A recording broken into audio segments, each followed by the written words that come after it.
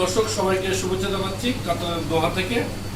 21শে ফেব্রুয়ারি 2026 আন্তর্জাতিক মাতৃভাষা দিবস উপলক্ষে আজকে বাংলাদেশ কালচার একাডেমির পক্ষ থেকে ইফতার ও দোয়া মাহফিলের আয়োজন করা হয়েছে। আমরা এই মুহূর্তে রয়েছি কাতারের দোহার মোশারিফে এবং হোটেল সুইট রেস্টুরেন্ট বাবির হোটেলে, যেখানে চলছে এই আয়োজন।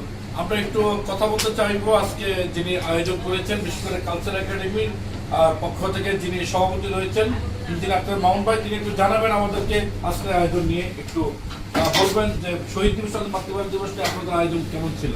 বিসমিল্লাহির রহমানির রহিম।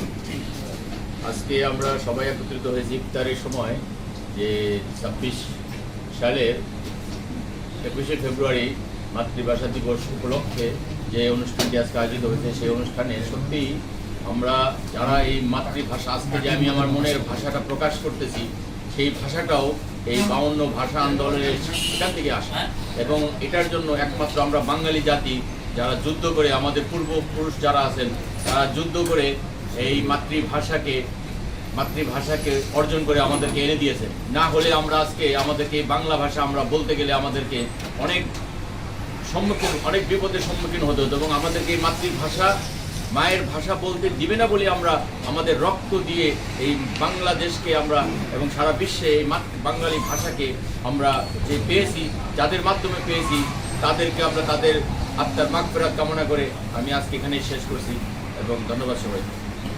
আমরা এদিকে একটু শুনতে চাইবো সাংবাদিক ইউসুফ লিখন সদস্য, তিনি জানাবেন যে আপনাদের মাতৃভাষা দিবসকে ঘিরে যে আয়োজনটা কেমন করেছেন, একটু বলবেন।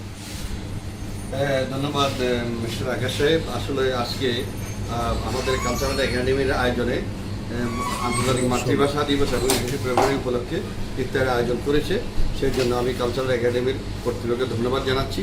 আপনারা জানেন যে প্রতিটা জাতি তাদের মায়ের ভাষায় কথা বলবে, সেটাই নিয়ম, কিন্তু আমরা আমাদের নিজের মাতৃভাষায় কথা বলবো, সেজন্য আমাদেরকে রক্ত দিতে হয়েছে।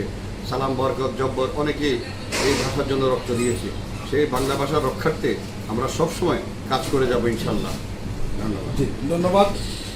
দর্শক বিন্দু, আমরা একটু শুনছিলাম যে আন্তর্জাতিক মাতৃভাষার গুরুত্ব তাৎপর্য নিয়ে তারা যেমন আলোচনা করছেন এবং অনুষ্ঠানে আয়োজন করেছিলেন। তো আমার দর্শক আমার কাছে ছিল শহীদ দিবস ও আন্তর্জাতিক মাতৃভাষা দিবস নিয়ে কাতার থেকে উদযাপিত আয়োজিত ইফতার মাহফিল এবং মাতৃভাষা দিবস নিয়ে সর্বশেষ তথ্য।